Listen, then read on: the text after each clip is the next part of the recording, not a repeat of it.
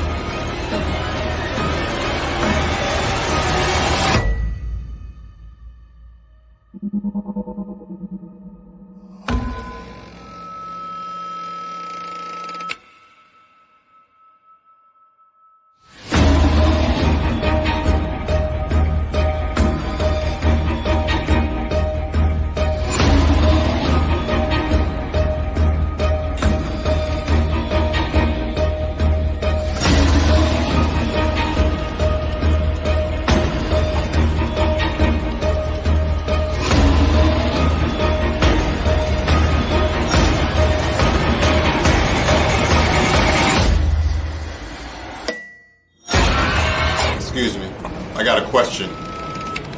Somebody give me Romans 13 and 11.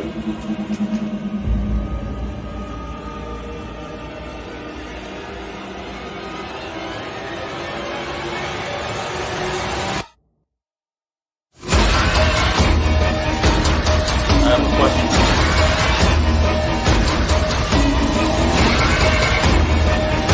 It's a Ronald car, man. Give me Romans 13 and 11.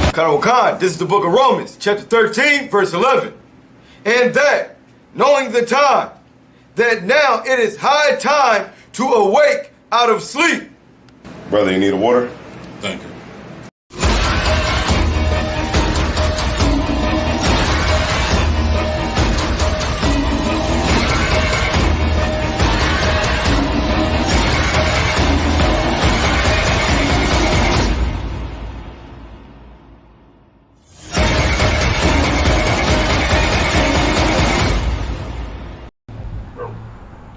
Hey, what's good, Zariah, man? What's up? Get your ass up. Oh, man, you always be tripping.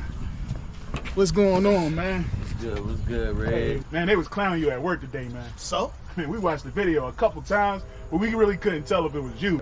Yo, how's your eye? Oh, it's cool.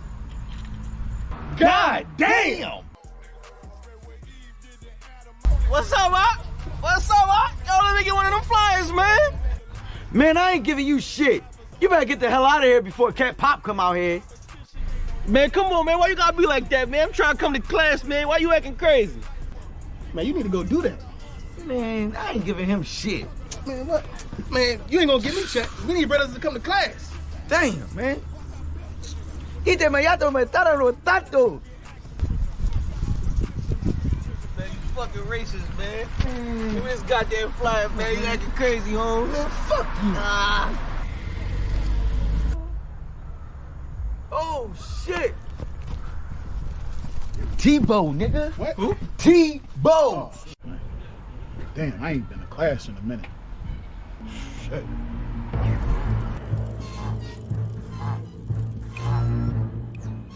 Oh, shit.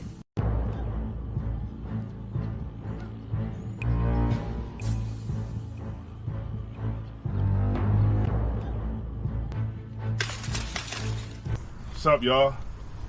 What's up, Red? Thanks for the bike. What you got on my ties, homie? Man, I ain't got nothing. I thought you already collected the time. I did, but I want Red's 10%. Stall him out. What's up, Red? What you got on my ties, homie? I ain't got nothing, man. Oh, yeah, you got something. I ain't got. Hey, man, that's messed up, man. Shut your ass up or I knock your ass out. Yo, Tebow, man, that's messed up, man. Give him his money back. What money?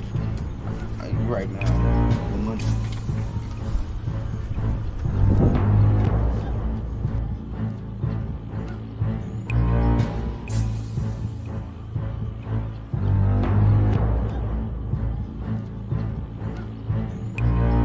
Hey, man, why ain't y'all help me? Yeah, man, I paid my tithes.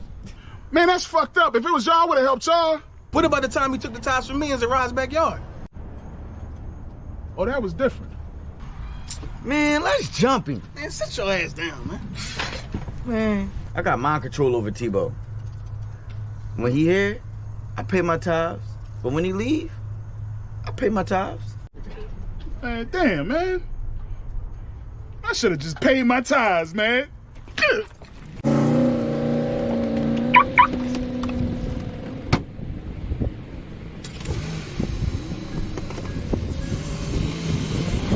Man, that nigga gonna cry in the car.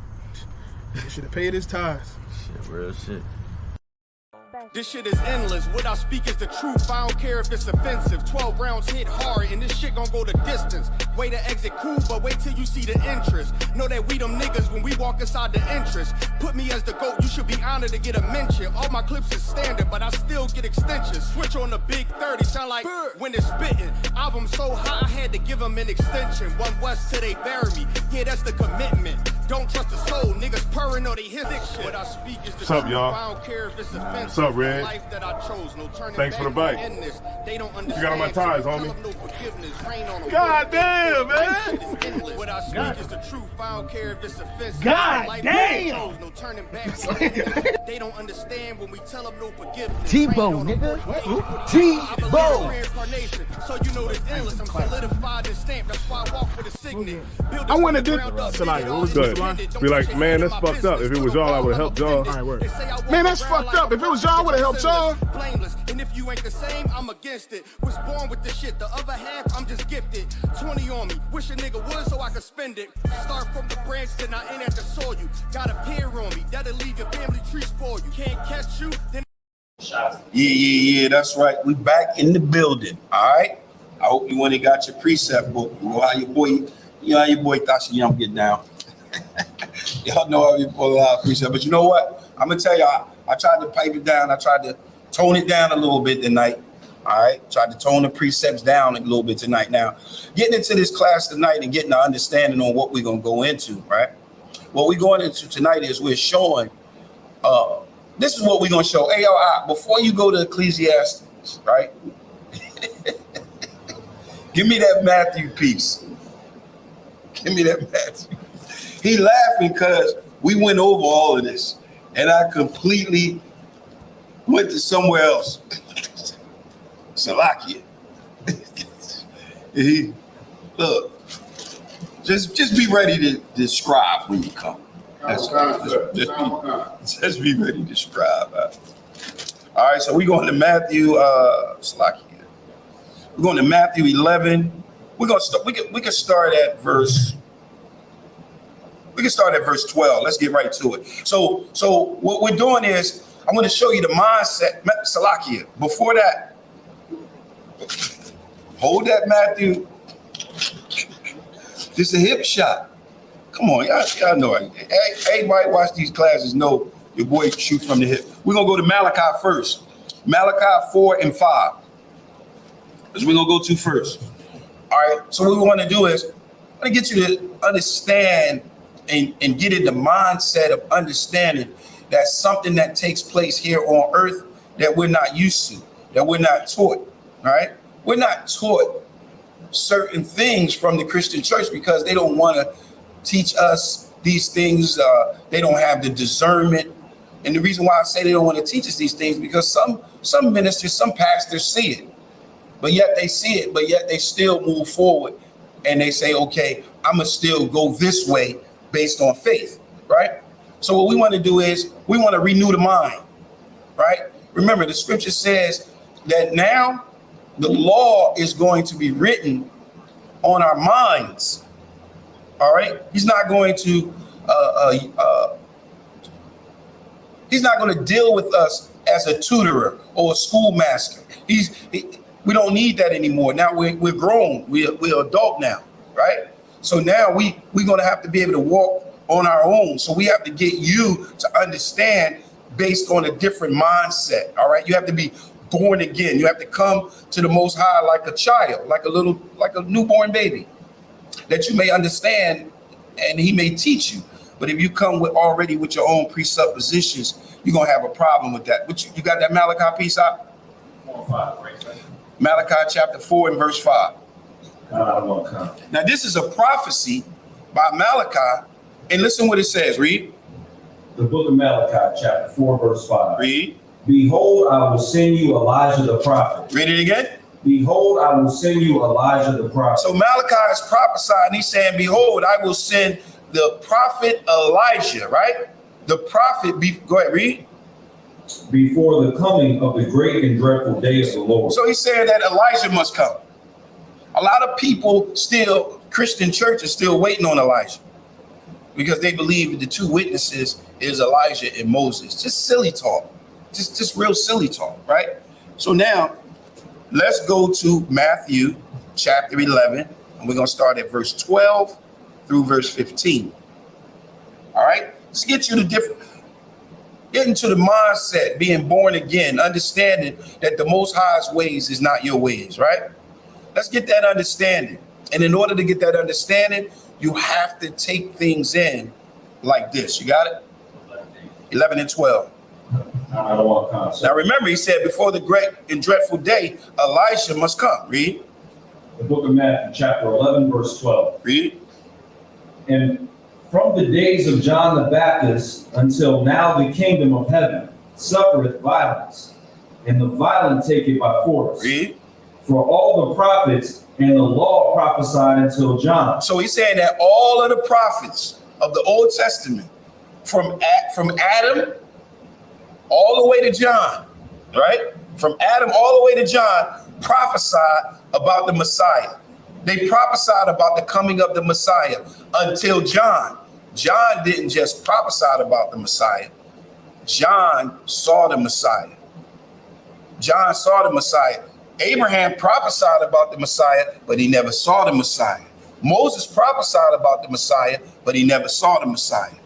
All of the prophets, Ezekiel, Isaiah, Daniel, all of them prophesied about the coming of the Messiah until John. Read that again. Chapter 12. And from the days of John the Baptist until now, the kingdom of heaven suffered violence, and the violent take it by force. Come on. For all the prophets and the law prophesied until John. So they all prophesied until John. Read. And if ye will receive it. Read it again. If ye will receive it. Now, why Yahweh Shah saying this? Why is he saying if you receive it? Because he already know this is a difficult thing. You had the Pharisees and you had the Sadducees. You had one set believed in the resurrection, and you had another one that didn't. All right?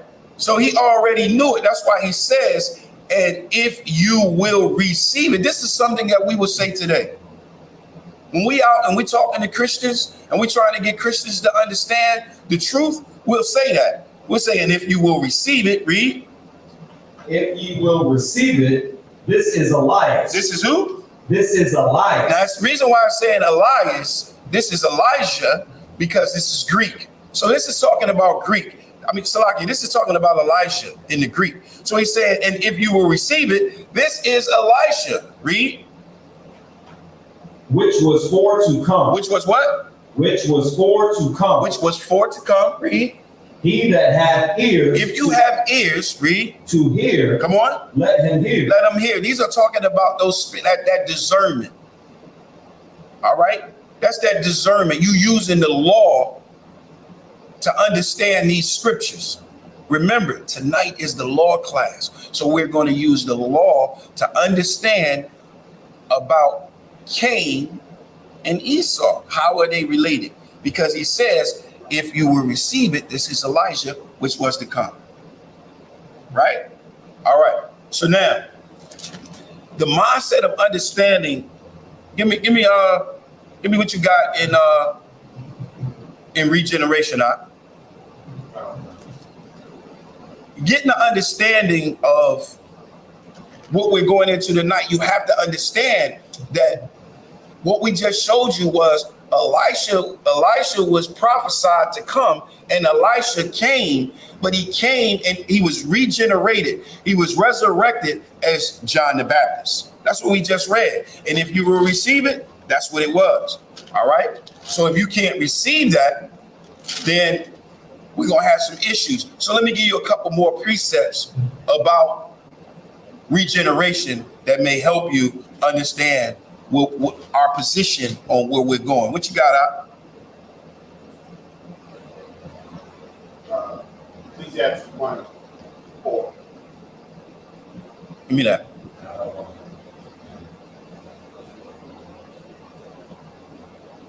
Ecclesiastes 1, chapter 1 and verse 4. All right. So remember, we're going to get that mindset different. It's after the book of Proverbs. All right. Regeneration is important in understanding about Cain and Esau. All right. It's really, really important. So this is why we're bringing these precepts out again. Read. The book of Ecclesiastes, chapter 1, verse 4. Come on. One generation passeth away, and another generation cometh. Read it again. One generation passeth away. So in one generation, like this generation was here before. This generation passed away. Read. And another generation cometh. Then another generation come. Read. But the earth abideth forever. But the earth abideth forever. Give me verse 9 and 9 through, what you got? 9 through 11. Verse 9. The thing that hath been. The what? The thing that hath been. The things that has been. Just like Elisha. He has been. Read.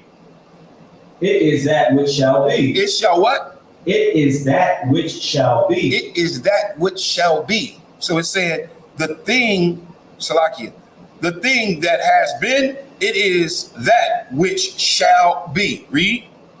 And that which is done is that which shall be done. Come on. And there is no new thing under the sun. No, there's a lot of half of things under the sun. There is no new thing under the sun. There's no new thing under the sun. So if a baby is born, is that a new thing? There's no new thing under the sun. Nothing. There's nothing new under the sun. Read. Verse 10. Is there anything whereof it may be said, see, this is new? See? You can't look at anything and say, oh, this is new. This is new on the earth. The Bible says there's no new thing under the sun. Verse 10, read that again. Verse 10. Is there anything new whereof it may be said, see, this is new? You can't say that. Read. It hath been already of old time. It has already been. It has already been of old time. It's already has been. It's already has happened. It's not new. It is of old. Read. which was before us. There is no remembrance of former things. This is the reason why, like John the Baptist don't remember who he was in his life before. This is the reason why you don't remember. This is the reason why I don't remember now. And I'm not saying this to be true, right? But sometimes I be thinking, right? When I get that thing they call like deja vu, I be trying to wonder where that come from. I just don't know where that comes from. And sometimes I ask myself, is it related to that? You know what I'm saying? Is it related to who I was before? Or like, okay, I'm the type of person, okay, I try to judge the things that I do like not like a voluntary muscle, not like an involuntary muscle. I judge those things spiritually that I do involuntary. All right. And when I do those things involuntary, that's what I judge. And I say, man, I must have been doing that before. Right. Read 11 again. There is no remembrance of former things. There's no remembrance of it. Read. Neither shall there be any remembrance of things that are to come with those that shall come after. So you're not going to remember. You're just not going to remember, right? Period. You're not going to remember. Give me Ecclesiastes chapter 3 and verse 15.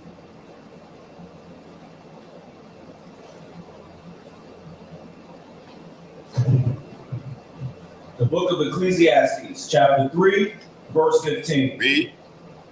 That which hath been. Read it again.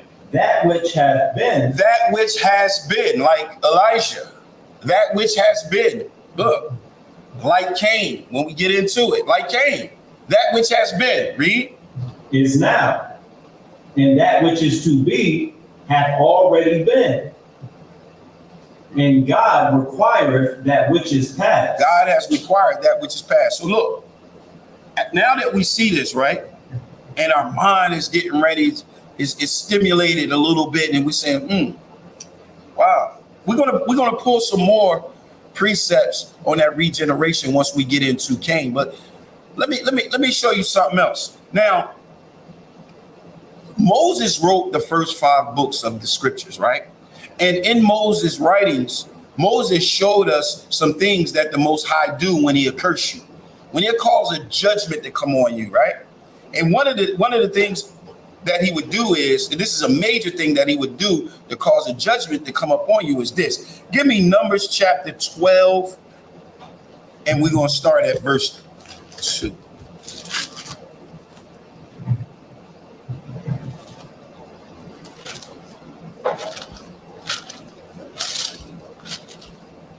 Numbers chapter 12, and we're going to start at that. You can start at verse 1. You're going to give me 1 and 2. Just This is 1 and 2. This is dealing with Moses, right? So remember, Moses, what we're going to do is we're going to get a mindset once again on what the Most High does when he causes a curse to come up on you, when he calls a judgment to come up on you, right? We're going to take a look at this. Read. The book of Numbers, chapter 12, verse 1. Come on. And Miriam and Aaron spake against Moses. They did what? Spake against Moses. So Miriam and Aaron, they spoke against Moses. All right. This, our people, this is something commonly that our people do. Read. Because of the Ethiopian woman whom he had married. Come on. For he had married an Ethiopian woman. So Moses had married an Ethiopian woman. So now they're coming at him about it because it's unlawful. All right. Read. And they said, hath the Lord indeed spoken only by Moses? So they're asking a question. Did the Most High only speak by the mouth of Moses, which a lot of people always talk about today? Are you saying that the Most High is only speaking through Commander General Yohana? Right. Yeah, that's exactly what we're saying. We ain't stuttering with it. We very clear and very transparent. The Most High never sent a whole bunch of prophets. He never spent 2, 3 prophets. Y'all go down there and just mix up and no. No. And then when we did have it, it was in different periods of captivity. Sir, okay? He never said with different messages. So why? Exactly. He never sent to agree with different. Never did. Because we do have prophets that were contemporary that lived the same time. Yeah, but you know what? I was looking at that, and I'm glad you brought that out. What I was looking at was what I saw is you're right, but they were in different places. Like you had Jeremiah in Egypt. In Egypt. Then you had Nehemiah and Zechariah or something like that. They were all separated, but they was like Daniel. That's what it was. Daniel was in captivity in Babylon, and like you said, they all had the same message, but they were in different positions of their captivity. All right, but it was always just one. All right, read. Verse 2. And they said, "Hath the Lord indeed spoken only by Moses? Come on. Hath he not spoken also by us?" So they said, what about us? I hear this all the time. Because I got a Christian that I live with is a super Christian. And God only talks to this individual, and everybody on the planet is wrong. The Lord only talks to that person. So I hear this all the time. And they said, had not Yahweh indeed spoke only by Moses? Had he not spoken also by us? Read. And the Lord heard it. Now the man Moses was very meek above all the men which were upon the face of the earth. So the Most High heard it. He heard it. He heard them getting upset and talking about what's going on with Moses. So now the Most High is going to take matters in his hands, and he's going to cause a judgment to come up on them. He's going to cause a judgment to come up. I'm too hot. He's going to cause a judgment to come up on them, just like he did Cain. Watch this. Verse 6. Verse 6. And he said, "Hear now my words. Come on. If there be a prophet among you," this is what the Most High is saying. Go ahead. "I, the Lord, will make myself known unto him." So he said, look, the Most High said, y'all tripping about Moses. If there's a prophet among y'all, I'm going to make myself known unto him. Read. "I, the Lord, will make myself known unto him in a vision." In a what? In a vision. Come on. "And will speak unto him in a dream." This is what he said about Moses. So he coming at him, he checking him, right? So now he's ready to deal with this insubordination. He's about to deal with it. Go down to verse 10. Like the Most High was hot. He was heated. As a matter of fact, go to verse 9. Verse 9. "And the anger of the Lord was kindled against them. Come on. And he departed." So he was angry against them. He was tight with them. And he departed, right? Read. "And the cloud departed from the tabernacle. Come on. And behold, Miriam became leprous, white as snow." Miriam became what? Leprous, white as snow. Let me ask y'all a question. If Esau wrote this, right? If the so-called white man wrote this, Salakia, if he wrote this, why would he make this a curse? Why would he make skin color, white skin color, a curse if he wrote this? Why would he do that? And you know that Moses was a brother by this. But because of Miriam's disobedience, the Most High caused a leprosy to come up on him as white as snow. Read. "And Aaron looked upon Miriam, and behold, she was leprous." So Aaron looked up on Miriam, was like, oh, snap. Salakia, watch what he said. Read. "And Aaron said unto Moses, Also, my Lord, I beseech thee, lay not the sin upon us." He said, lay not this sin up on us. Read. "Wherein we have done foolishly." Come on. "And wherein we have sinned." So they sinned speaking against Moses. So he's saying, don't lay this sin up on us. Don't do this to us, right? Because what you did to Miriam, this is how you define this. Read. "Let her not be as one dead." Let us not be as one dead. Don't let me be as one dead. Like what you just did to Miriam. You stripped away the melanin. Now she looks like one that's dead. Read. of whom the flesh is half consumed. Come on.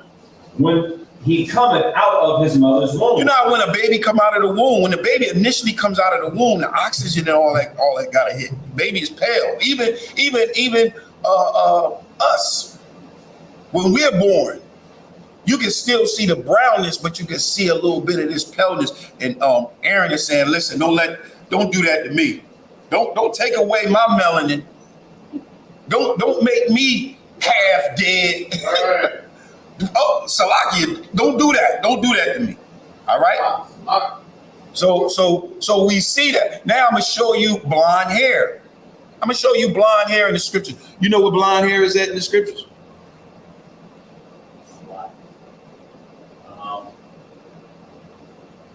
Is it in Leviticus when he said it was a blonde hair plucking up?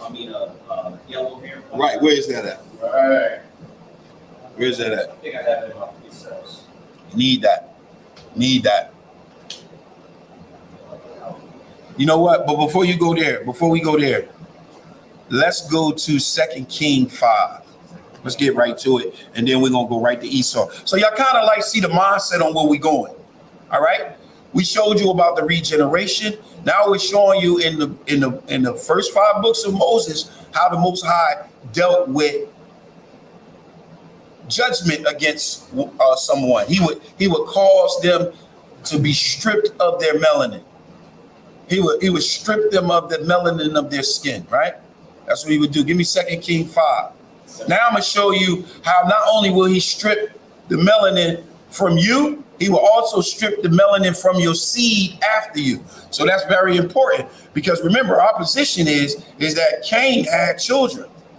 And then when Cain had children, they all died, and then Esau came back and he had children. Which one I tell you? 2 Kings 5. All right. 5:1. You can start at 2 Kings 5, verse 1. The book of 2 Kings, chapter 5, verse 1. This is a very interesting event that took place in the scriptures right here. Read. Now Naaman, captain of the host of the king of Syria, was a great man with his master, and honorable, because by him the Lord had given deliverance unto Syria. He was also a mighty man in valor, but he was a leper. So Naaman was a great man, but he had leprosy, right? He had leprosy. He was an Israelite, but he had leprosy, right? Read. Verse 2, and the Syrians had gone out by companies, and had brought away captive out of the land of Israel a little maid. Come on. And she waited on Naaman's wife. All right. So this was Naaman's wife's handmaid, right? Read.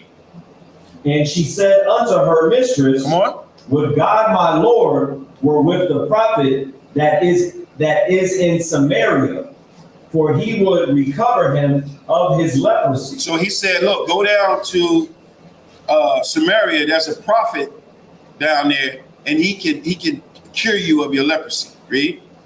And one went in and told his Lord, saying, thus and thus said the maid that is of the land of Israel. Come on.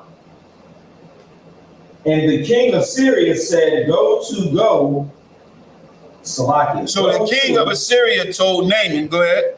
Go, and I will send a letter unto the king of Israel. So he said, go to Israel. I'm gonna send a letter with you. Go ahead.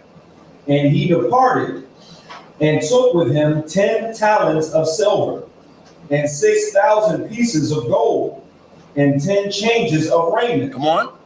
And he brought the letter to the king of Israel, saying, now, when this letter is come unto thee, behold, I have therewith sent Naaman my servant to thee, that thou mayest recover him of his leprosy. So he sent a letter and asking the king, can you recover him from his leprosy, right? Read. And it came to pass, when the king of Israel had read the letter, that he rent his clothes and said, this is what the king said after he read the letter. What, you want me to do what? You want me to cure him of his leprosy? He said, this is what he did. Read. Am I God? He said, am I God? To to make alive? Can I kill and make alive? Do I have that power? This is what you're dealing with when you're dealing with leprosy. Remember, we saw what Aaron said, don't make me like that half dead. So he's saying, listen, am I God? Can I give life and death? Do I have control over life and death? Read. That this man doth send unto me to recover a man of his leprosy? Come on, man. Come on, really? Read. Wherefore consider, I pray you, and see how he seeketh a quarrel against me. All right. So now he's saying, you know what? Salaki, he said he fucking with me.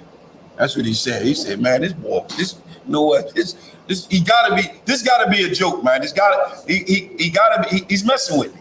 He's trying to pick a fight with me. That's what he gotta be. You're gonna send a letter and ask me to cure a man of leprosy? Come on, right? Read.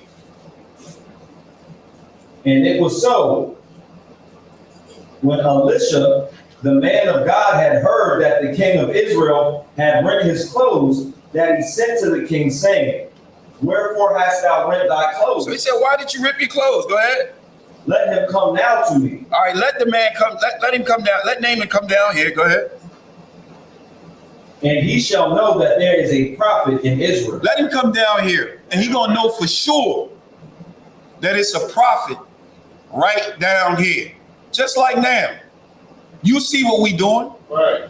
You know there's a prophet down here. You see it. Go ahead, read. So Naaman came with his horses and with his chariot, and stood at the door of the house of Elisha. So he stood at the door, right? Go ahead. And Elisha sent a messenger unto him, saying. So he just sent the messenger out, right? He sent the messenger out, and this is what he said. Read. Go and wash in Jordan 7 times, and thy flesh shall come again to thee. So he said, look, just go down there and wash yourself 7 times, and you're gonna be good. That's what he said. Just go dip yourself in the Jordan 7 times, and you shall be good. Go ahead. And thou shalt be clean. Come on. But Naaman was wroth. So Naaman was mad. He was hot after that. Like, you sent a servant out to me, and he just told me to go down and dip myself 7 times in the Jordan, and I'm clean. He was tight about that. He was looking for something more. Go ahead, read. And went away and said, behold, I thought he will surely come out to me and stand and call on the name of the Lord, his God, and strike his hand over the place and recover the leper. That's what he thought. He's like, man, he was looking for a big show. He thought he was going to come out, you know? Like, you know how Creflo Dollar and TD Jakes, all of them put on a show. Yeah, that's what he thought. But no, he just sent the messenger out and said, man, look, go down there, dip yourself in the Jordan 7 times and you good. Read. Are not Abana and Pharpar, rivers of Damascus, better than all the waters of Israel? He's like, yo, you want me to go dip myself in Jordan? Man, I could go and dip myself in way better rivers than that. Read. May I not wash in them and be clean? So he turned and went away in rage. He went away in what? In rage. So he went away and he was upset. Then his servant told him, listen, you need to just go down there and just do it. Just do it. So in verse 14, it says, read. Verse 14. Then went he down and dipped himself 7 times in Jordan, according to the saying of the man of God. And his flesh came again like unto the flesh of a little child, and he was clean. So he went down and did it, and he was clean. He was good. Everything returned. Then he returned back. Verse 15. Verse 15. And he returned to the man of God, he and all his company, and came and stood before him. And he said, behold, now I know that there is no God in all the earth but in Israel. Come on. Now therefore, I pray thee, take a blessing of thy servant. But he said, as the Lord liveth before whom I stand, I will receive none. So he wanted to give him he wanted to bless him. He wanted to give him some gifts, right? And Elisha said, no, I take nothing from you.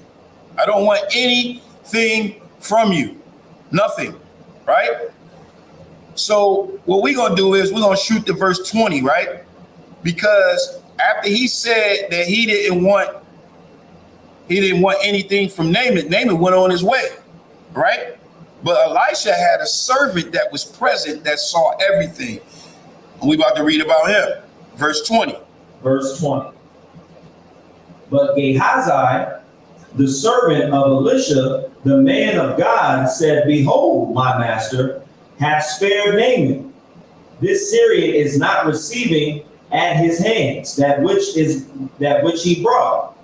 But as the Lord liveth, I will run after him and take somewhat of him. So he said, look, man, Elisha ain't want it, but I'm going to get it. I'm about to come up. Right. I'm going to get that. I'll be right back. Salakia, sir, that G name. Am I saying that right? Yeah, you're right. You said it right. Go ahead, read. So Gehazi followed after Naaman, and when Naaman saw him running after him, he lighted down from the chariot. Right. To meet him and said, Is all well? So he got down. Hey, you good? Yeah. He got, yo, you all right? You good? Everything good? I mean, what's going on, read? And he said, All is well. My master hath sent me, saying, Behold. So now he's lying. Read. Even now, there be come to me from Mount Ephraim 2 young men of the sons of the prophets. Give them, I pray thee, a talent of silver and 2 changes of garments. So he said 2 men came down, 2 sons of the prophets, and now he's asking them, he's like, listen, give me some talent of silver and give me some change, give me some garments. I mean, so give me some money and clothes, right? Go ahead. And Naaman said, Be content, take 2 talents. And he urged him and bound 2 talents of silver in 2 bags, which 2 changes of garments, and laid them upon 2 of his servants, and they bare them before him. Verse 24. And when he came to the tower, he took them from their hand and bestowed them in the house. And he let the men go, and they departed. So they came back and helped him with the talents and the clothes and everything. And when he got back to the spot, he took it from them, and then he went in the crib, he hid it. He tucked it away. Because I'm gonna get that a little later on. That's my little thing. That's what he liked. That's my little thing. I'm good, right? Watch this, read. And when he came to the tower, he took them from their hand and bestowed them in the house. Come on. And he let the men go, and they departed. Read. But he went in and stood before his master Elisha, said unto him, Whence comest thou, Gehazi? And he said, Thy servant went no whither. And he said unto him, Went not mine heart with thee? So he said, look, I was with you, really. I was with you. Go ahead.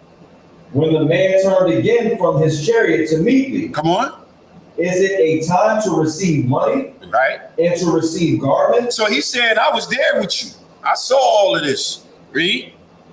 And olive yards? Come on. And vineyards? Come on. And sheep and oxen and men servants and maid servants? So he's getting at him. He's getting at Gehazi because he's like, yo, is it a time for that?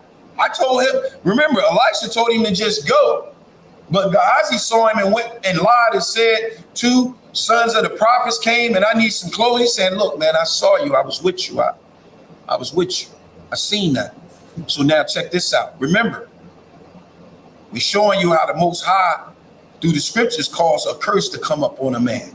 And now I'm going to show you that not only that curse can come up on that man, but it also can come up on that seed when we're dealing with the stripping of melon. Read. The leprosy therefore of Naaman. This is what Elisha said. Read it. The leprosy therefore of Naaman shall cleave unto thee. So the leprosy, that white skin that he had, that Naaman had, now it's going to cleave unto you. Read. And unto thy seed. And unto who? And unto thy seed. And unto thy who? And unto thy seed. And to your children. Read.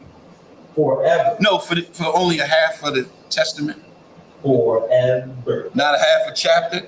Forever. Forever. Read. And he went out from his presence, a leper, as white as snow. So not only the Most High will cause this type of judgment to come up on you, guess what?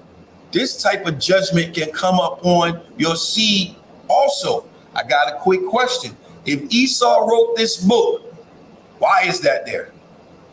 Why did he put that there? Why would he make himself look bad?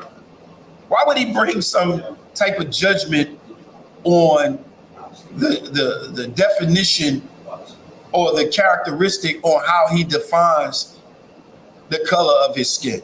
Because this is obvious right here that the Most High can cause leprosy to come up on you and your seed forever. Real quick, Genesis 3 and 15, then we're going to go to Genesis 4.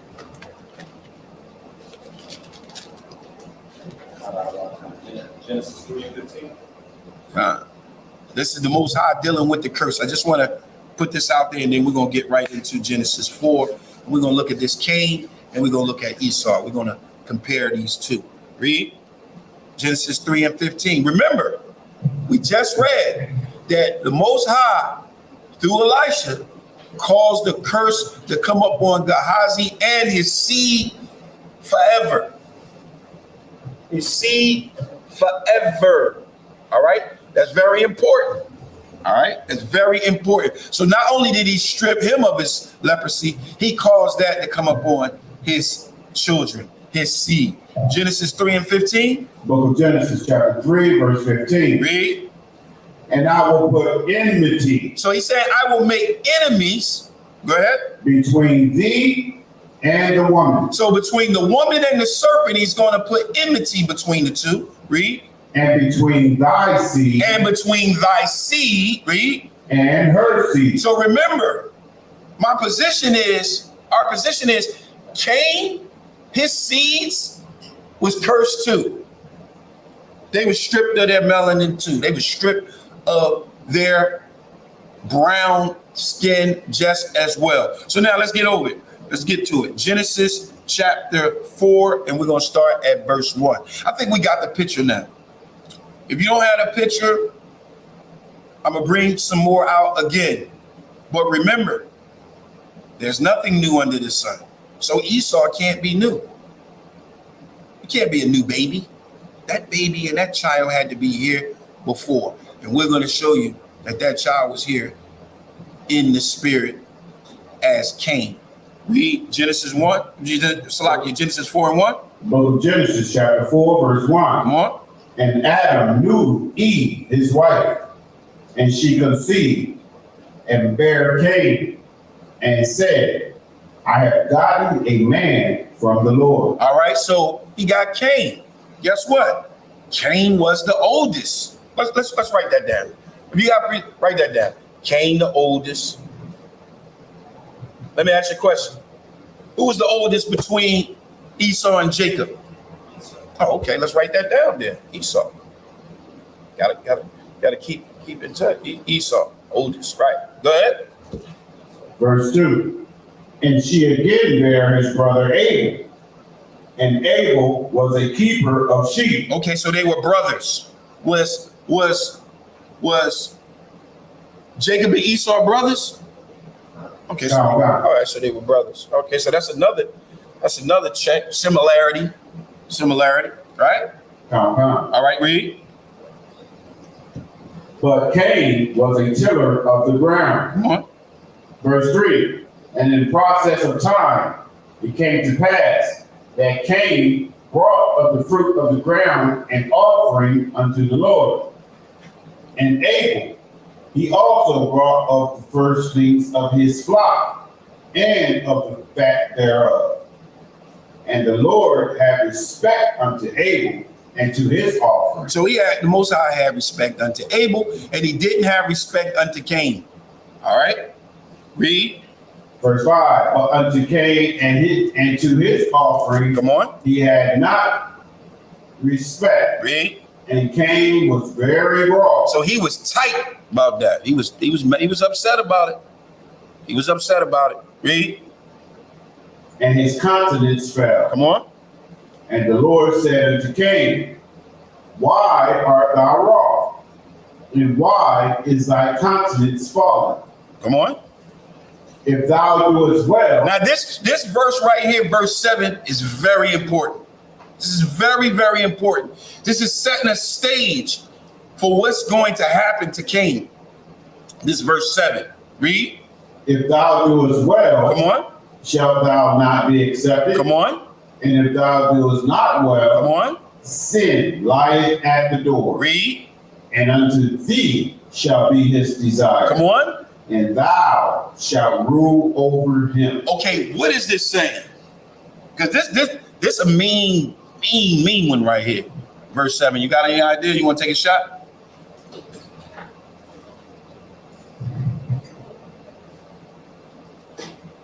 I just started a question. What was the question again? In Genesis chapter 4 and verse 7, it says, if thou do it well, shall thou not be accepted? That's a question. What is he saying? What he's saying is, if you're bringing me like the goodness and the fatness of, your first, I'm saying like your first fruits. Right. Don't get in more into that. Just get into what he's actually saying. He's saying, and you're right, but I want you to get right into it. If thou do it well, shall thou not be accepted? So what is he saying right there? If I did right by you, would you be rewarded? Yeah, you're gonna be accepted. If you do right, you're gonna be accepted, right? He says, and if thou do it not well, sin lieth at the door. What is he saying?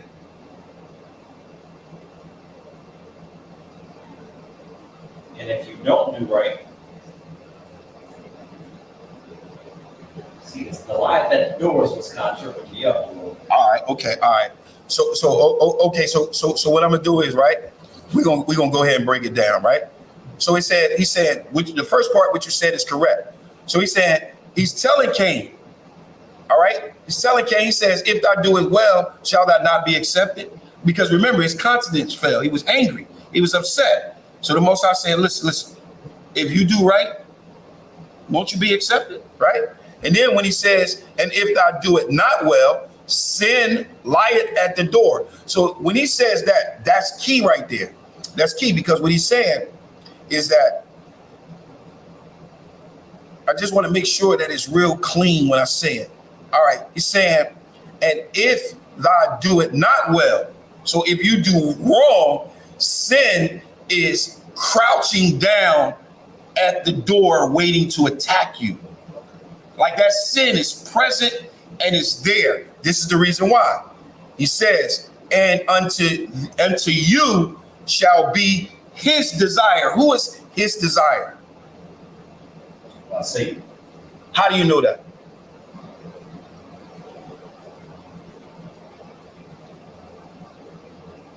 How do you know that? Where in the scriptures does it indicate that Satan is the authority in someone's life? Where, because we have that problem today. This right here in verse 7 is big, because Satan has authority in a lot of people's lives, like a lot of blacks, Hispanics, and Native American people. You don't want to follow the Most High law, statutes, and the commandments? Listen, people get very upset when we talk about following the Most High's laws. After they didn't transgress the law, we telling you about the law, and now you're getting very upset. So this verse 7 is heavy. It's very heavy, very, very heavy. At the end, and unto thee shall be his desire. What is he saying? Satan will have a desire to rule over you, but you must master him. That's why he says, and thou shalt rule over him. You see that?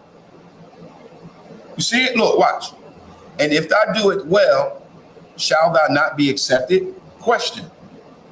And if thou do it well, if thou do it not well, sin lieth. So sin is crouching. Sin is waiting to attack you at the door, right? And unto thee shall be his desire. So unto you, his desire is to have you, to rule over you. And he says, and thou shalt rule over him. But the Most High want you to master over him. That him is Satan. So, like you said, it's that spirit of Satan. Where can we find evidence of that? I'm going to give you an example. If you go to Psalms 109 and verse 6, go to Psalms 109 and verse 6.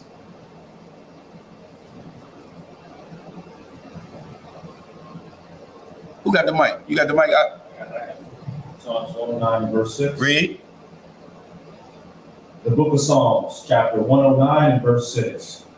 Set thou a wicked man over him, and let Satan stand at his right hand. Why is he saying, and let Satan stand at his right hand? What does it mean when one is at your right hand? When Stephen looked up and saw Yahushua and the Most High sitting on the throne, where was the Most High standing?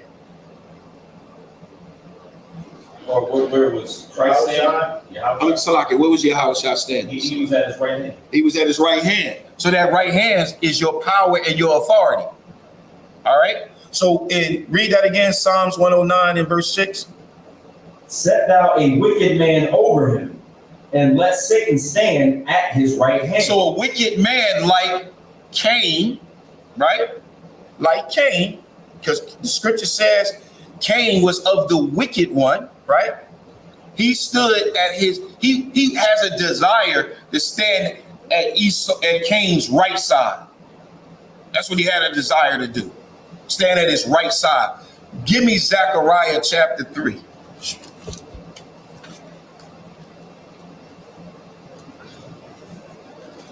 Verse 1. Book of Zechariah, chapter 3, verse 1. Read. And he shewed me Joshua, the high priest, standing before the angel of the Lord. So here's Joshua, the high priest, standing before the angel of the Lord. Read. And Satan standing at his right hand. Where was Satan at? At his right hand. Come on. To resist him. To do what? To resist him. So when Satan is standing at your right hand, he is there to resist you, to tempt you. All right? That's where your authority lies in. Read. And the Lord said unto Satan, the Lord rebuke thee, O Satan. So now he's going to clean Joshua up, right? This is what each and every one of us went through when we coming into the school, in the Israelite school of universal practical knowledge. When we're born again, we go through this process. Satan is at our right hand, and then the Most High will rebuke him. Read. The Lord rebuke thee, O Satan. Even the Lord that hath chosen Jerusalem rebuke thee. Come on. Is not this a brand plucked out of the fire? Now Joshua was clothed with filthy garments, and stood before the angel. Come on. And he answered and spake unto those that stood before him, saying, Take away the filthy garments from him. And unto him he said, Behold, I have caused thine iniquity to pass from thee, and I will clothe thee with change of raiment. So this is the Most High cleaning them up. All right. For the sake of time, y'all got it. But this is the Most High cleaning them up. But the point is, guess what? Satan was on his right hand. So this is when go back to Genesis 4 and 7. The book of Genesis, chapter 4, verse 7. Read. If thou doest well, shalt thou not be accepted. So you should be accepted. This is the Most High saying, if you do right, if you follow my laws, you follow my commandments, you can't get mad at your brother. That's against the law. You can't get mad at your brother and go and kill him, right? You can't do that. Leviticus 19 tell us this, right? Read. And if thou doest not well, if you don't do right by me, read. Sin lieth at the door. That sin is crouching down like a roaring lion at that door, right? Read. And unto thee shall be his desire, and thou shalt rule over him. You should master him. You should not allow him to rule over you. You master him. Right. And you know how you master him? Doing exactly what the Most High said. Following him. That's what you do. Read. And Cain talked with Abel his brother. And it came to pass, when they were in the field, that Cain rose up against Abel his brother and slew him. Come on. And the Lord said unto Cain, Where is Abel thy brother? And he said, I know not. Am I my brother's keeper? And he said, What hast thou done? The voice of thy brother's blood crieth unto me from the ground. And now art thou cursed from the earth, Come on. which hath opened her mouth to receive thy brother's blood from thy hand. So now the Most High is bringing a curse on him. He's bringing a curse on him. He's saying, now thou art cursed from the earth. Where were we made from? We was made from the earth. Being cursed from the earth is that melanin being taken. It's being taken away. Watch. Keep reading. When thou tillest the ground, it shall not henceforth yield unto thee her strength. Read. A fugitive and a vagabond shalt thou be in the earth. What is a fugitive? He's saying you're going to be a fugitive and a vagabond. A fugitive means that you, go ahead. A fugitive is one that is running from the law. So he's, right, so he's running from the law, right? Don't the we? Judgment, slack, sir, or the judgment of right. the law. Con. He's running from a judgment. He's a fugitive. That's just like anyone right now. You commit a crime, now you're running. Now you're on the run. You become a fugitive. A vagabond doesn't have a home. They running here and there. They're a wanderer. They here and there, like living in caves, living here, living there. And in order to do that, you have to have special talent in order to do that. Like if you're living here and living there and living here and living there, you're going to have a special talent. We're going to show you that Esau has all of these special talents. We're going to show you that Esau fits the description of what we're reading about Cain. Watch. Right. Read. 13. And Cain said unto the Lord, My punishment is greater than I can bear. Behold, thou hast driven me out this day from the face of the earth, and from thy face shall I be hid. And I shall be a fugitive and a vagabond in the earth. So he's going to be a fugitive and a vagabond. He's going to be on the run, and he's going to be a wanderer. He doesn't really have no home. Let me ask y'all a question. Where Esau from? We know Esau is from Mount Seir in the scriptures. But right now, where's his home? Where's his home? Oh, you know where his home is? Wherever he's at. Wherever he go. Whatever he take. Whatever he steal. Am I wrong? Sounds like he's on the run because everywhere he goes, he commits crimes. He commits crimes everywhere he goes. He's a fugitive. Look at all the crimes that he committed against us. Look at all the crimes that he committed over in the 1844 Berlin Conference. Look at all of the crimes he committed in Europe, in Spain, in Russia, in Ukraine, everywhere. They're fugitives. He's here, he's there. Esau fits that description, or our oppressor fits that description. All right, read. And it shall come to pass that everyone that findeth me shall slay me. Well, that lets you know that there was others that was there. But he says anyone else that will find him will slay him. There's something about Esau that's making him going to stand out. And that's what makes him stand out. Because they're going to see him. Remember, everybody was brown. Read. And the Lord said unto him, Therefore, whosoever slayeth Cain, vengeance shall be taken on him sevenfold. This is why he keep getting away with all these crimes. Because the Lord is going, I'm going to show you, the Lord is going to deal with Cain. The Lord is going to deal with Cain. Because Cain is still here. His spirit is still here and is in the body and the mind of Esau. Right? Read. And the Lord said, Set a mark upon Cain, lest any find him should kill him. So if you find him, you're going to see him. You're going to know who he is because he stands out. He has a mark on him. Remember, we just read how the Most High marked you. We just read how the Most High marked you. He'll cause a curse to come upon you, and he will strip you of your melanin, and he will cause leprosy to come upon you, and he will put it on your seed. This is a curse that takes you out of the presence of the Most High. We saw that language with with Aaron and Miriam, right? So read. Any more on verse 15? All right, I want you to shoot down to, all right, these are the descendants of Cain. Read verse 17. Verse 17. And Cain knew his wife, and she conceived and bare Enoch. And he builded a city and called the name of the city after the name of his son Enoch. So these are the descendants of Cain, all right? And one of the descendants of Cain, they were very skillful in craftsmen in steel and in brass. That's very important. I want you to go down to verse 22. I want them to see that. Verse 22.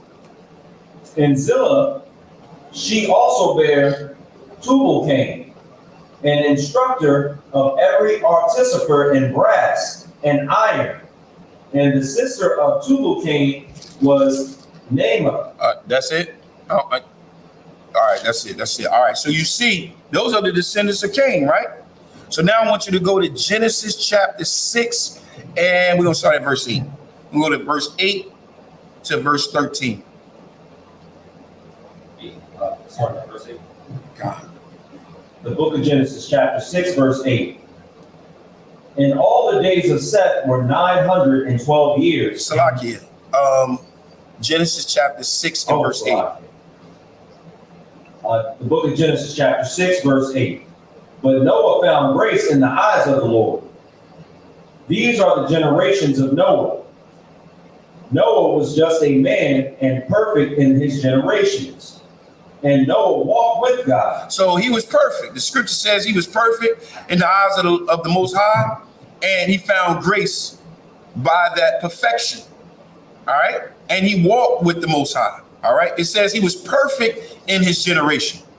Right. That's what it says. He was perfect. Hey, that's what it says. Verse 10. You read 10? Verse 10. Read. And Noah begat 3 sons, Shem, Ham, and Japheth. So he had 3 sons. Read. The earth also was corrupt before God, and the earth was filled with violence. Come on. And God looked upon the earth, and behold, it was corrupt, for all flesh had corrupted his way upon the earth. And God said unto Noah, the end of all flesh is come. Read it again. The end of what? The end of all flesh is come before me. So the end of all flesh is coming before him. So that means everybody is going to die. Is the descendants of Cain dying? They dying too. Everybody dying. Everybody is dying. Now I want you to give me Ephesians, 2nd Ezra chapter 5 and Slakia. 2nd Ezra chapter 5. Salakia, 2nd Ezra 14. 2nd Ezra 14 and 35. Okay. So now we know that all flesh died, right? All flesh was killed. So Cain was killed too. All of his descendants was killed too. His seed was killed. But remember, the Most High put a mark on Cain. And if you read Cain's genealogy in Genesis chapter 4, I brought this out before, it doesn't say the difference between his genealogy and Seth's genealogy is that in Seth's genealogy, it shows you the word live, how long he lived. In Cain's genealogy, you don't see that because he didn't live before the Lord. He was cursed. He was taken out of his presence, all right? But remember, all flesh was killed in the flood. You got me? Read. The book of 2nd Ezra, chapter 14, verse 45. Read. No, Salakia. 2nd Ezra, chapter 14 and 35. 35. Come on. For after death shall the judgment come. So he died. The seed of Cain, the seed of everybody on the planet died. Read it again. For after death shall the judgment come. So after that death, after that flood, the judgment came. Read. When we shall live again. When what? When we shall live again. When Cain shall what? live again. When Cain shall what? Live again. This is what Cain, the seed of Cain received. This is what all flesh received. All flesh received this. Read it again. For after death shall the judgment come. Come on. When we shall live again. So after death is when your judgment come. All right? I want you to hold that. I want you to hold that, and I want you to go back to Ecclesiastes. Ecclesiastes. I want you to go to chapter 1. And I think it's verse 9. Yeah, let me see. No, it's actually Ecclesiastes chapter 3 and verse 16 and 17. So remember, it says, for after death shall the judgment come, when we shall live again. Read. The book of Ecclesiastes, chapter 3, verse 16. Come on. And moreover, I saw under the sun the place of judgment, that wickedness was there. So it says that judgment is where? Under the sun. Where is under the sun? The under the sun is on the earth. So he says, and moreover, I saw under the sun the place of judgment. Read. That wickedness was there. Come on. And the place of righteousness, that iniquity was there. Come on. I said in mine heart, God shall judge the righteous and the wicked. Come on. For there is a time there for every purpose and for every work. So this is what, go back to Second Ezra 14 and 35. Second Ezra. Right. So Cain received, he died, he received the judgment when he would come back. Read. For after death shall the judgment come, when we shall live again. Come on. And then shall the names of the righteous be manifest. Come on. And the works of ungodly shall be declared. So this is when this take place. So remember, after the flood came the death. With the flood came death, then the judgment when you shall live, when Cain shall live again. The seed of Cain shall come back. I want you to get me Romans. Real quick, while we're on this. Go ahead. If I may, got a precept in Psalms chapter 104, verse 29 and 30. What's that you got? Psalms 104. Psalms, oh, God. Verse 29 and 30. I got it. Go ahead. The book of Psalms, chapter 104, verse 29. Thou hidest thy face, they are troubled. Thou takest away their breath, they die, and return to their dust. Verse 30. Thou sendest forth thy spirit, they are created, and thou renewest the face of the earth. They do what? And thou renewest the face of the earth. You can't get no better than that.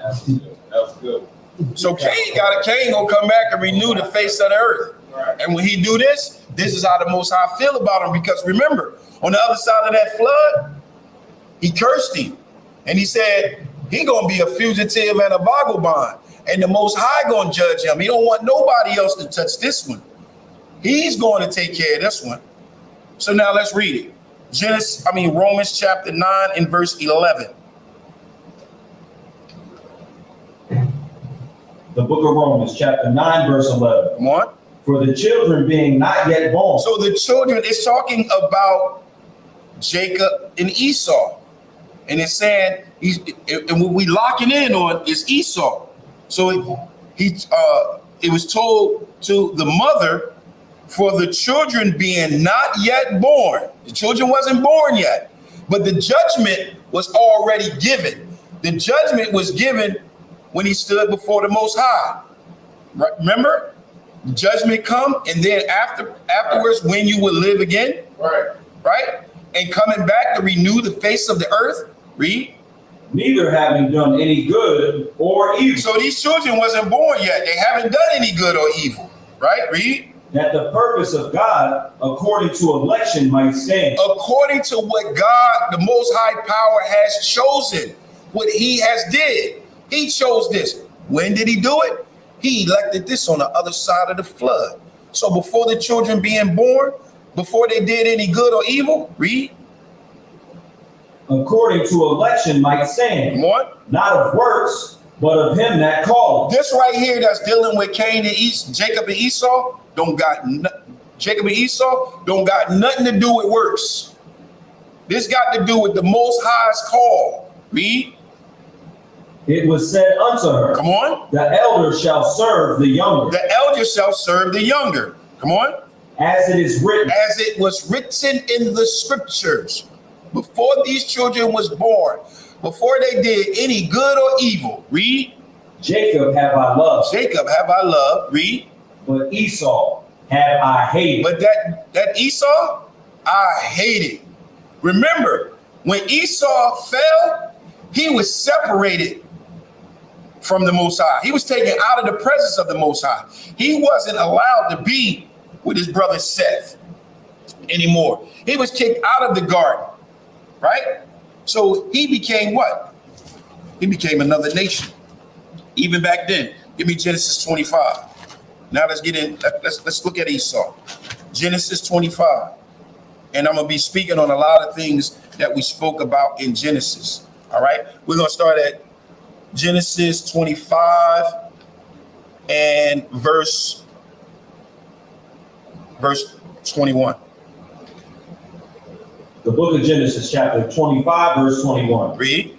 And Isaac entreated the Lord for his wife. So he went to talk to the Most High about what was going on with his rib. Read. Because she was barren. Because she couldn't have any children. Come on. And the Lord was entreated of him. Come on. And Rebekah, his wife, conceived. So did she conceive, right? Now, when she conceived, the Most High had already put the judgment in on when these spirits would come back on this plane. Remember, they had died. One died. Now they're coming back. They're coming back. Read. And the children struggled together within her. So they were fighting right in the womb. It was no peace in the womb. Just like it's no peace now. All right. It was always tension between these two. Read. And she said, if it be so, why am I thus? So she asking, why is this happening in my womb? Read. And she went to inquire of the Lord. Come on. And the Lord said unto her. This is what the Most High said. Read. 2 nations are in thy womb. How many? 2 nations are in thy womb. So the Most High got 2 nations inside of her womb. They are separate. They are separated, not by works, but by him that calleth, right? So this ain't about works. So when he put these 2 nations in there, he putting these 2 nations in there purposely, because remember, they got to come back. Cain and Abel were brothers. So if we're saying that Esau is Cain, they got to be brothers. Jacob and Esau got to be brothers. So the scripture says there are 2 nations in thy womb. Read. And 2 manner of people shall be. Oh, it just went down. It's a lot. And it's a lot, sir. What verse were we at? Verse 23. Verse 23. And two manner of people. And 2 manner of people shall be separated from thy bowels. Come on. And the one people shall be stronger than the other. Come on. And the elder shall serve the younger. Read. And when her days to be delivered were fulfilled, behold, there were twins in her womb. So now these children were twins. Read. And the first came out red. That's that mark. One came out red. Why did he come out red? He came out like Miriam. No melanin. This one came out as a leopard. But this was different because he would have said it was a leopard. this was a little different. This child looked like the child you see on our it looked like Esau. Look like Esau. Read. All over like a hairy garment. Read that again. And the first came out red. So the first came out red. That's that mark. All over like a hairy garment. Like a hairy garment. Read. And they called his name Esau. And they called this child's name Esau. Right? So now we have the mark. Right? We got the mark. But what about the vengeance? Remember, it says he will be a fugitive and a vagabond, right? Go to Genesis chapter 28.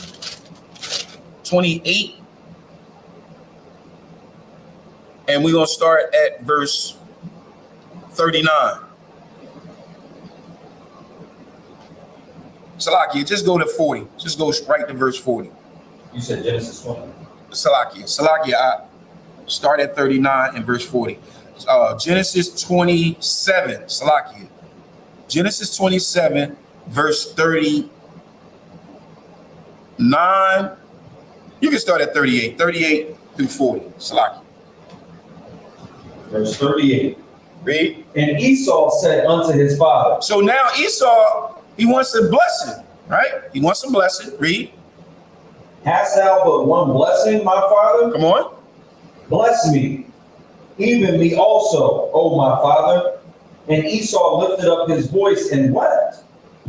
And Isaac his father answered and said unto him, Behold, thy dwelling shall be the fatness of earth. So where he's going to live, notice, it's not giving him land.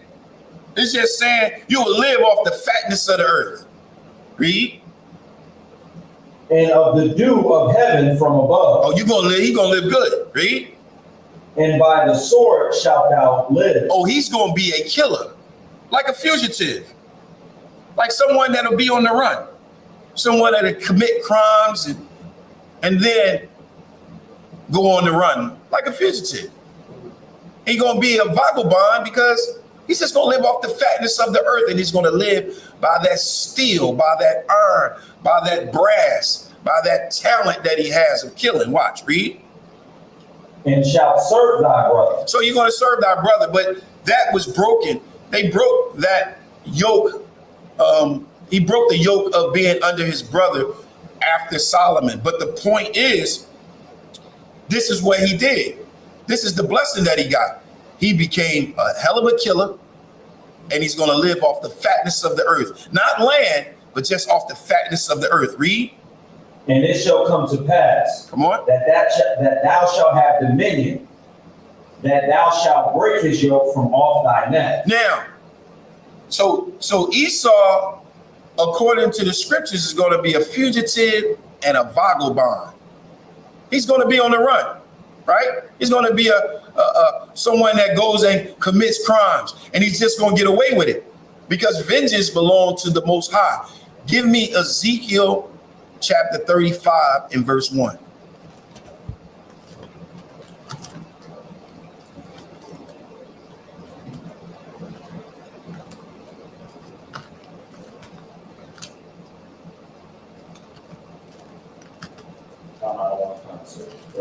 Verse 1. Yeah, you can start 35 verse 1.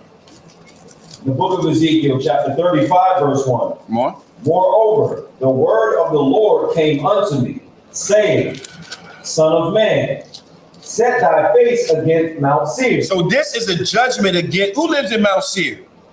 Who's from Mount Seir? Anybody know? You know? The Edomites. The Edomites. And you'll find that, I'm just going to get a precept for it. That's in Genesis 30. So like Genesis. Where's it at? Where's it at that talks about Mount Seir and Esau living there? Is that verse 35, chapter 35?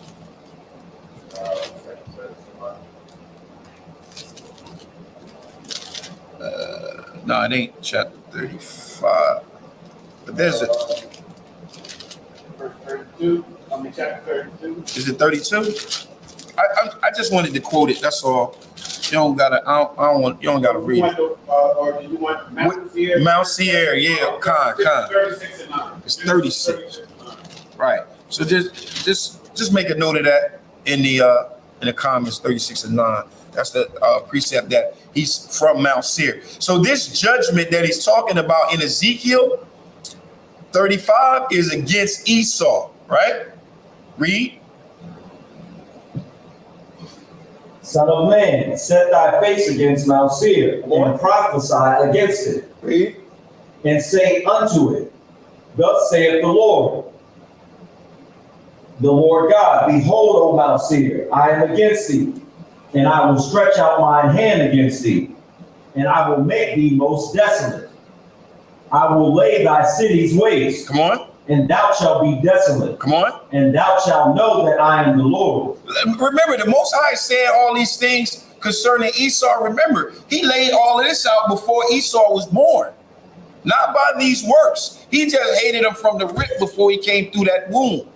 Before he cracked through that womb, the Most High said, this is not based on works. All right? This is not based on works. Vengeance belongs to the Most High. Esau, the spirit of Cain, will be a fugitive and a vagabond on the earth. And the Most High is the one that's going to judge him. Remember, he put a mark on him and said, look, ain't nobody going to touch you. You touch him, it's, what is it, sevenfold? You'll be judged sevenfold, right? So the Most High is going to take this judgment. This is the reason why we're reading these precepts. Read. Because thou hast had a perpetual hatred. They had what? A perpetual hatred. Come on. And has shed the blood of the children of Israel by force. Is this what they're doing today? They have a perpetual hatred. They can't help it. Remember, this started in the womb.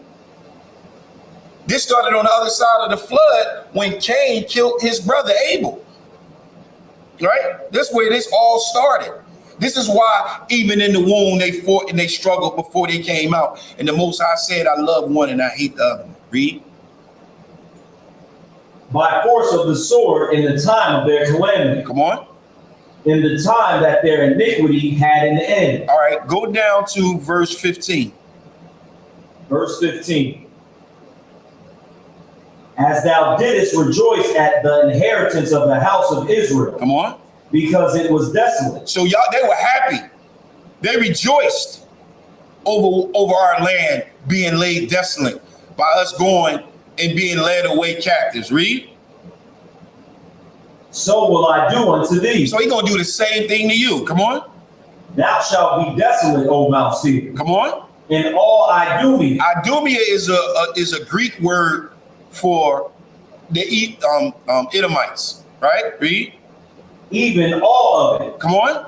And the Lord shall know that and they shall know that I am the Lord. Chapter 35 and verse 5. Verse 5. Because thou had a perpetual hatred and had shed the blood of the children of Israel. And did what? Shed the blood of the children of Israel. This is what they have done to us. Read. By force of the sword in the time of their calamity. In the time that their iniquity had an end. Continue reading. That was it on verse 5? That was 35 and 5. Salakia, 36 and 5. 36 and 5? 36 and 5. Therefore, thus saith the Lord God, surely in the fire of my jealousy have I spoken against the residue of the heathen, and against all Idumea. Against all Idumea. Did that say some of Idumea? All Idumea. Of all of Idumea. Read. Which have appointed my land into their possession, with the joy of their heart, with despiteful minds to cast it out for prey. All right. So the Most High is going to bring a judgment on Esau. And if you read the book of Obadiah, that whole book is about the Most High bringing judgment, bringing a vengeance upon Esau. Right. So Esau is of the wicked one. He's of, what is that precept? Give me 1 John. Is that 1 John 3 and 12? The book of 1 John, chapter 3, verse 12. Oh, let me get there and make sure is that right. Go ahead, read. Not as Cain, who was of the wicked one. See, not as Cain, read. Who was of that wicked one. Who is the wicked one that was of Cain? That was that one in Genesis 4 and 7 that wished to rule over him, wished to master him instead of him mastering him. Instead of him mastering Satan, he mastered him. Read. And slew his brother. And wherefore slew he him? Because his own works were evil. Because his own works were evil. And his brother's righteous. And his brothers was righteous. And his was evil because he was of the wicked one. Is there any questions in the chat? I have one question. Go ahead. I'm looking for the one verse that says wasted away. I think that's the definite. Isn't that? Yeah, that's Genesis 25. Man. When it says Esau means wasted away. Edom. Edom. Edom.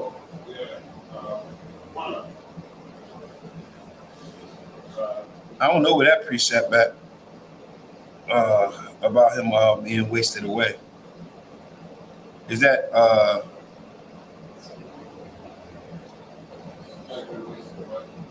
yeah, I don't know. I don't know that. I thought that was a definition that they just used. All right, look, and before we go, it's just like when, real quick, it's just like when Judas, if I may add, right? If you talk about Judas, right?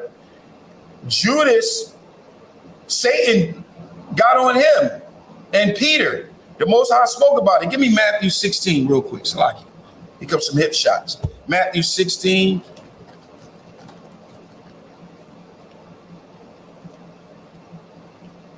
The book of Matthew, chapter 16, verse 1. Nah, go to Matthew 16 and hold on, Salakia, 23. The book of Matthew, chapter 16, verse 20. Salakia, start at 22. Verse 22.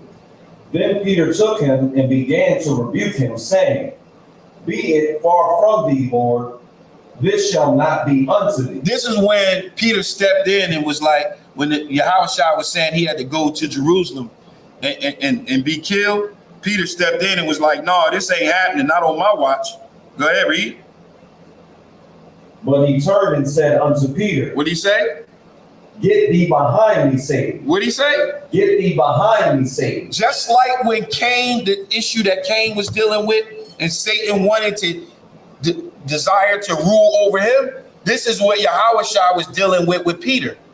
Read it again. But he turned and said unto Peter, Get thee behind me, Satan. Thou art an offense unto me. So this is, see how Satan does it? Now I want you to go to Luke 22 and 3. It might be 21 and 3. See how this is how it happens. Whenever you going against the Most High's laws, statutes, and the commandments, Satan is on your right hand. Satan is up on you.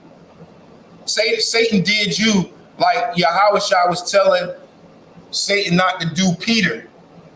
This is what's up on you. What you got? Luke 22 and 3.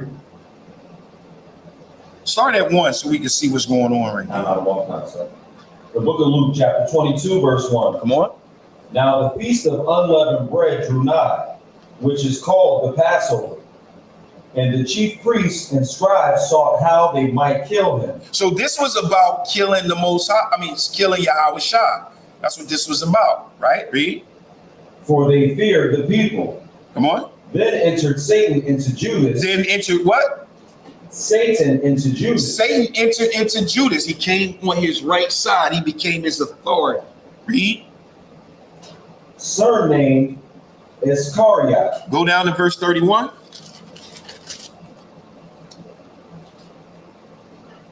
Verse 31. And the Lord said, Simon, Simon, behold, Satan hath desired to have you, that he may sift you as wheat. but I have prayed for thee, that thy faith fail not. No, you see the language that he used? He says desire. Satan desire to rule. The same language that we read about when we're dealing with Cain. Satan got on Cain and ruled over him.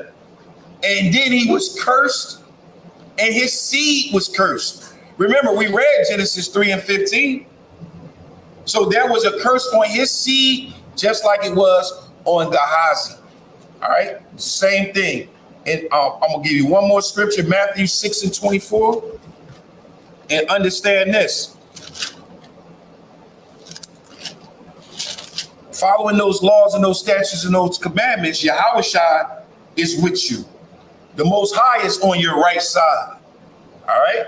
That's what happens when you following after the law, statutes, and the commandments. But in Matthew 6 and 24, it reads, The book of Matthew, chapter 6, verse 24. Come on.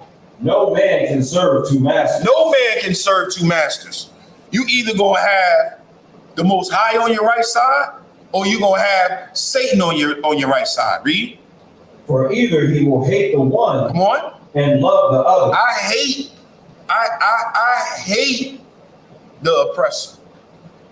I hate the oppressor. All right, and I love the Most High. So I love one and I hate the other. Read. Or else he will hold to the one, come on, and despise the other. Read. Ye cannot serve God and mammon. You can't serve two masters. You either gonna be down with the Most High and follow his laws and statutes and his commandments, or you're gonna be like Esau with the spirit of Cain, of the wicked one. One of the two. But you got to serve one. Here in the school of Israelite School of Universal Practical Knowledge, you know who we serve. We serve the Most High under Yahushua. Yahushua is our king, and Yahweh is his father. All right? All right. Any questions? Any questions online? Any questions? You got any questions? Room? All right, so you're going to call me later. I know you're going to call me later. You're going to call me later. All right. I'm going to pass the class over to Priest and Officer Mataziala. All right.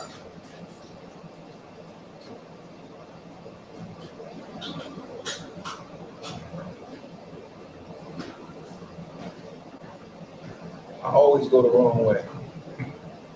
Always. All right, SUPK security announcements. Rules for new brothers and sisters. When new brothers and sisters come to the school, they are all students for 6 months. They are to be saluted only. They are here to learn to shed themselves on the world. The nature application and teachable arrangement. After 6 months, if a brother or sister has an interest in a particular person, they are to seek counsel from the heads. Tithe, which is commanded. Numbers 18:21, Malachi 3:8-10, means 10th in Hebrew, Isupk. 10% of every penny of any increase the Lord gives you. Priest funds, free will offering for the priest. It's not mandatory. It's whatever amount you like to donate. Upcoming holy convocations. We are in the midst of the Feast of Tabernacles right now, as we speak. All right. The next holy convocation after this will be the Feast of Dedication, I believe. Okay. Which I'll get posted on the date for that later on. I'll have the date for that. All right, so, and if anyone wants to be a trooper in the school, start wearing all black boots, shirt, pants, headband, and scarf. With that being said, individual Elijah, we're going to give the courtesy salute. Individual Elijah Shabbat, Elijah, Rock, Yahweh Shem Yahushua. Yazmatah, Sarge, his turn, his sister courtesy salute. Individual Elijah, sister Elijah. Individual Elijah, Shabbat. Elijah, Rock, Yahweh Shema, Al Shem Yahushua. Yazmatah, God dismissed. It's a lot. It's like I was having this. That's all I laugh. I'm sitting there with that. Yeah, man. Man, appreciate you coming up.